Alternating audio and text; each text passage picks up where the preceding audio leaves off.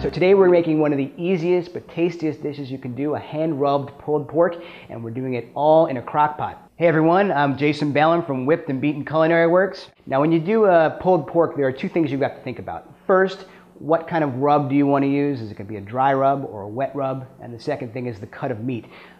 The first thing, a wet rub or a dry rub. Whenever you do any sort of slow cooking, whether it's in a crock pot, whether it's in the oven, or even on the barbecue, you're always going to want to have some sort of moisture. So today I've chosen a wet rub to do that.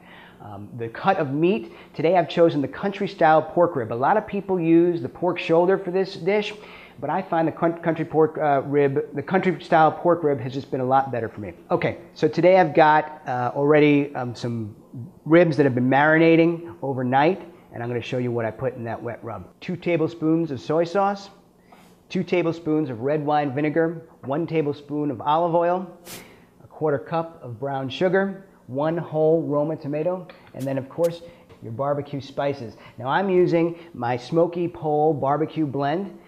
If you don't have your own barbecue blend, you can always go and put a mixture of cumin, garlic powder, some mustard seed, chili powder, really anything that you love to put into a good barbecue blend. And then what you're going to do is you're going to take all of those ingredients, put them in a blender, blend them up until they become somewhat of a paste, and then you're just going to rub them right onto your ribs, and then you're going to let it marinate for at least 6 hours. Okay, so the next step is going to be browning the ribs.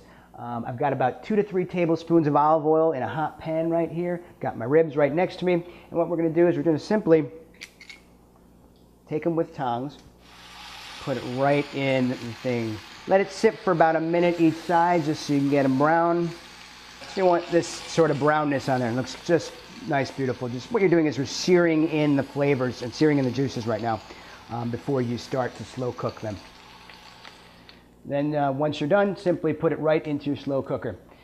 So we're done searing all the ribs. Now what we want to do is deglaze the pan so we can get all these great little bits of flavor out of the pan and into your braise. And what you want to do is you want to definitely turn your stove off. Take it off of the stove. Put a little bit of water in there or wine or anything, and then just swirl around just like this. So you're getting all this stuff on the pan, all off, okay? And then just transfer it right into your crock pot.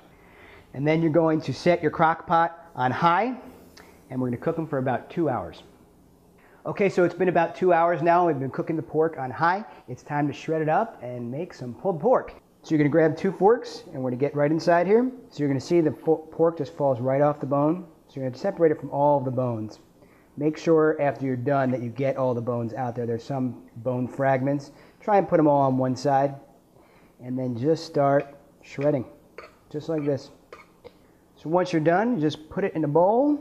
You can put it on a sandwich. You can put it in a tortilla. You can eat it alone if you want. It's just so freaking good. Here you go.